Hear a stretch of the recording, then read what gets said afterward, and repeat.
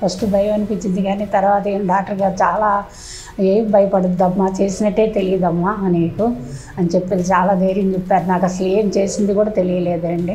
తర్వాత అయిపోయిందని దించేసిన తర్వాత నాకు చాలా సంతోషం వేసింది. మా కజిన్ సజెస్ట్ చేశారండి. ఫస్ట్ నేను చిన్నవాడు కదా, చాలా ఎక్స్పీరియన్స్ ఉంటుందో లేదో అనుకున్నాను, కానీ చాలా చాలా బాగా చేశారు.